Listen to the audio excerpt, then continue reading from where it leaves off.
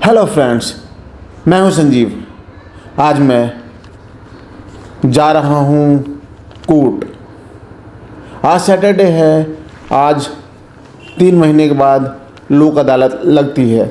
ये चालान है मेरे 4 व्हीलर का, जिसे कुछ दिन पहले ही मेरा एक ही चालान कटा था, वो भी 12,000 का, क्योंकि मेरा इंश्योरेंस एक्सपायर हो गया था और मैंने पॉल्यूशन भी नहीं करा रखा था, जिसके कारण मुझे नजफगढ़ साइड में रोक लिया गया और ट्रैफिक पुलिस वालों ने मेरा 12,000 का चालान बनाया था।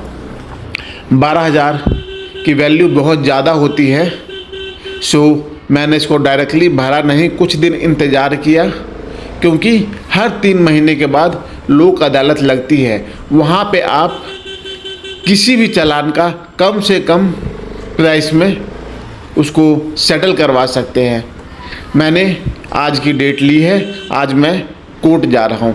देखते हैं कोर्ट पहुँचने के बाद मेरे इस 12,000 के चालान का कितने में सेटलमेंट होता है।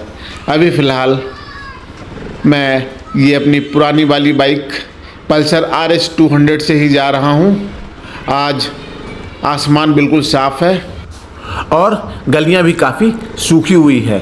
हर बार मैं यहाँ से जाता हूँ, या मेरी पिछली वीडियोज़ में आपने देखी होगी कि ये गलियां बिल्कुल कीचड़ भरी रहती थी और कीचड़ के बीच में से मुझे गुजरना पड़ता था और अक्सर मेरी बाइक गंदी हो जाया करती थी और जगह जगह फिसलन भी रहती थी। और फ्रेंड्स, ये मैं सर्विस लेन पे फिर से आ गया। हमेशा की तरह आप देख सकते हैं लेफ़्ट साइड में पार्किंग लगी हुई है। लोगों ने पार्किंग बना रखी है सर्विस लेन को, और गवर्नमेंट भी कुछ नहीं कर रही इसके रिगार्डिंग। और इस पार्किंग के वजह से शाम को अक्सर भयंकर जाम लग जाता है, जिसमें लोगों को इधर उधर से जाना पड़ता है। अभी कुछ दिन पहले देखा होगा कि मैंने एक बारिश वाला ब्लॉग डाला था, उसमें ये इसी सर्विस लेन पे काफ़ी ज़्यादा जाम लगा हुआ था और मैं गलियों में घुस गया, जिसके कारण मुझे सही रास्ता नहीं मिला और एक मैं बंद गली में पहुंच गया था। बंद गली में पहुंचने के कारण मुझे काफ़ी दिक्कतों का सामना करना पड़ा था। आपने देखा ही होगा उस वीडियो को। अब मैं द्वारका सेक्टर 2 पावर हाउस के पास चला गया हूं।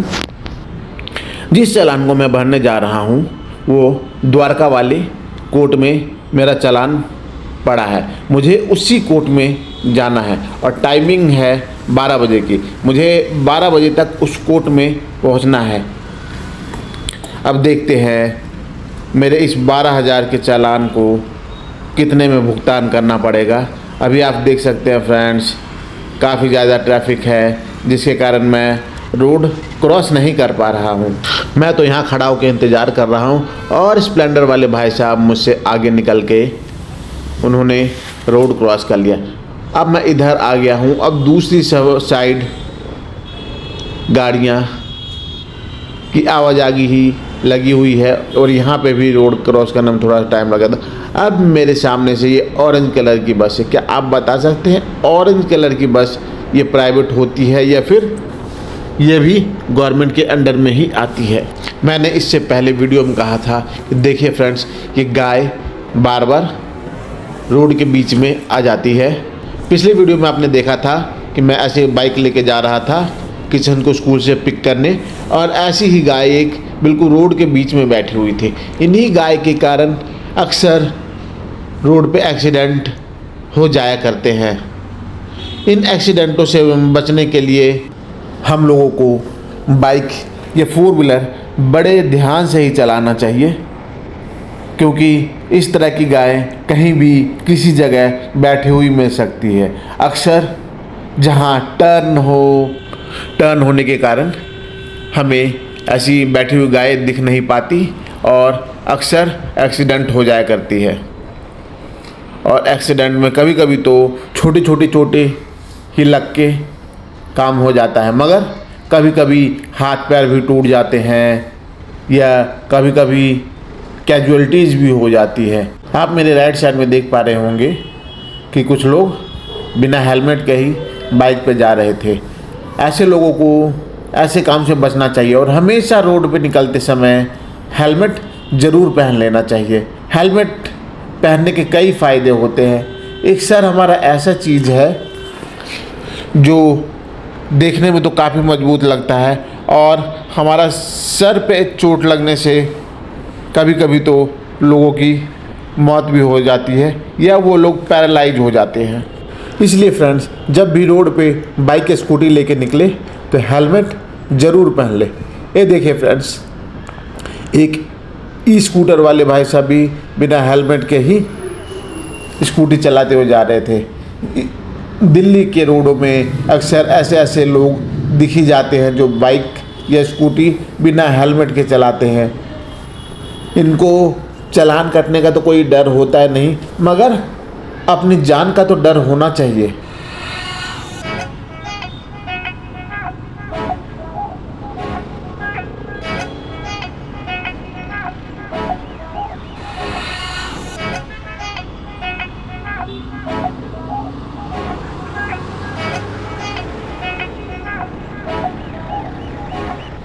फ्रेंड्स, अब मैं आप लोगों से बात करते करते ये द्वारका सेक्टर 10-11 में पहुंच गया हूं। लेफ़्ट राइट आप देख सकते हैं, बारिश के बाद पेड़ पौधे हरे भरे हो गए हैं और यहां पे पहुंच के ज़्यादा ट्रैफिक भी नहीं है।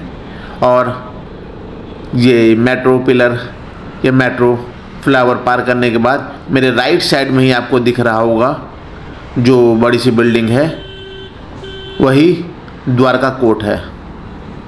अब मैं यहाँ से यू टर्न लूँगा और यू टर्न लेने के थोड़ी देर बाद ही मुझे लेफ़्ट टर्न लेना पड़ेगा। ये देखिए फ्रेंड्स, मैंने यू टर्न ले लिया है और ये फ्लाईओवर जो आपको सामने दिख रहा है मेट्रो का फ्लाईओवर है, उससे थोड़ा सा पहले ही मैं लेफ़्ट टर्न लूँगा। थोड़ा सा पहले कैसे, थोड़ा सा बाद में, मुझे दूर से देखने में थोड़ा सा कन्फ्यूजन हो गया। थोड़ा सा बाद में मैंने ये लेफ़्ट टर्न लिया है और यहाँ पे ये द्वारका कोर्ट की पार्किंग है। ये कोर्ट की पार्किंग है मगर फ्री पार्किंग नहीं है। यहाँ पे 4 व्हीलर के लिए 50 रुपये पर आवर लिए जाते हैं और बाइकों के लिए 20 रुपये पर आवर लिए जाते हैं। अब मैं देख रहा हूँ कि यहाँ पे कहाँ पे फ्री स्पेस है और वहाँ ले जाके अपनी बाइक लगाता हूँ। ये देखिए फ्रेंड्स, ये मेट्रो पिलर या मेट्रो फ्लाईओवर के नीचे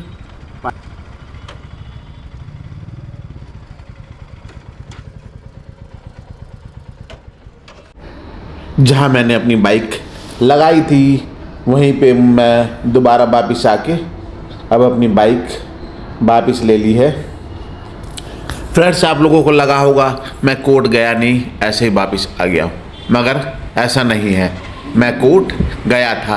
कोर्ट के अंदर कैमरा वगैरह कुछ अलाउ होता नहीं, इसलिए मैं अपना जो गोप्रो है यहीं पे बंद करके गया था। और मैं कोर्ट के अंदर जाने के बाद जो मेरा 12,000 का चालान था, लोक अदालत में सिर्फ और सिर्फ 100 रुपये में ही निपट गया। अब ये देखिए भाई साहब, सामने गेट के ऊपर ये पार्किंग वाले भाई साहब खड़े हैं। अब मेरी लगभग 2 से ढाई घंटे हो गए हैं यहाँ पे। अब ये मुझसे कितना चार्ज करते हैं, 20 रुपये पर आवर के हिसाब से 60 रुपीज़ का चार्ज पार्किंग वालों ने लिया। और यहाँ पे लोक अदालत में वन टाइम में सिर्फ और सिर्फ एक ही चालान का भुगतान हो पाता है। फ्रेंड्स, अगर आप लोगों का भी किसी का भी अगर गाड़ी का या बाइक का बड़े अमाउंट का चालान कटा है तो आप भी लोक अदालत में आके कम से कम में भुगतान कर सकते हैं। जब किसी भाई का चालान बड़े अमाउंट का कटता है तो लोक अदालत में अपना डेट लेने के बाद जब भी लोक अदालत आई तो किसी भी वकील के चक्कर में ना फंसे, क्योंकि वकील लोग आपसे 1000, 1500, 2000 रुपये भी पहले वसूल कर लेंगे और सिर्फ वहाँ पे अंदर जाके आपका भुगतान करना पड़ेगा 100 से 200 रुपये।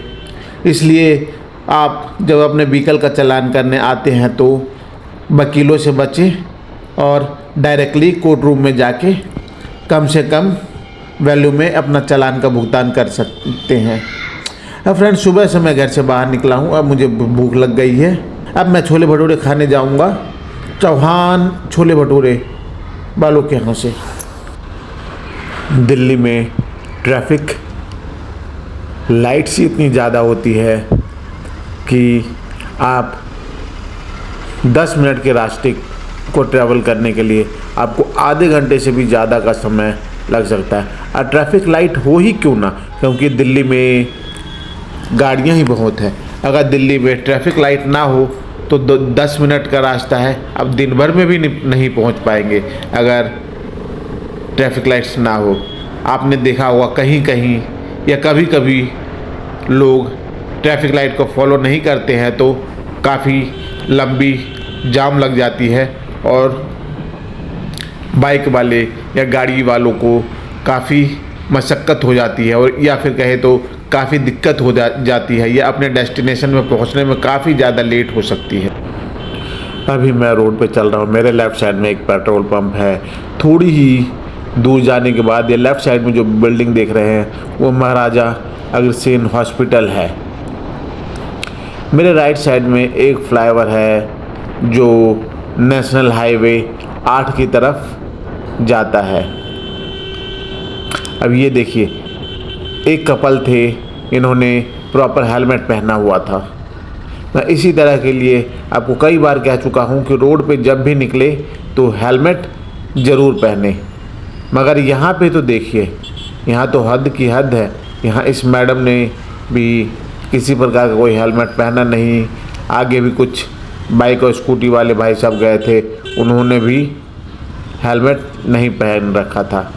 हेलमेट ट्रैफिक चालान से बचने के लिए नहीं, अपनी सुरक्षा हेतु हेलमेट ज़रूर पहने। अब तो ट्रेंड कुछ ऐसा हो गया है कि यंगस्टर हेलमेट पहनना ही नहीं चाहते। जैसे कि आप मेरे राइट साइड में देख पा रहे होंगे, एक रेड कलर की अपाची है, उसके ऊपर एक लड़का बैठा हुआ है, उसने भी हेलमेट नहीं पहुंचा। चलिए छोड़िए इन सब बातों से, मुझे क्या, मुझे चौहान छोले भटूरे से छोले भटूरे खाने थे। अब मैं चौहान छोले भटूरे के पास आ गया हूँ। अब मैं बाइक यहीं पे पार्क करके अब दुकान के अंदर जाऊँगा और एक प्लेट छोले भटूरे ऑर्डर करने के बाद देखता हूँ मुझे और कुछ काम तो नहीं या और कहीं जाना तो नहीं है। भाई एक प्लेट लगाइए। मैंने तो अपने लिए एक प्लेट ऑर्डर कर दिया है। यहाँ पे कुछ लड़कियाँ भी बैठी है जिन्होंने शायद अपना छोले भटूरे ख़त्म कर लिया है। ये लोग अब उठ के जा रही हैं। यहाँ पे सेल्फ सर्विस होती है, जो खाने के बाद जो भी आपको पेपर प्लेट मिलता है उसको खुद ही फेंकना पड़ता है। मैंने छोले भटूरे खा लिया है, उसको पूरी तरह एंजॉय भी कर लिया है। अब मैं जाऊंगा अपने घर।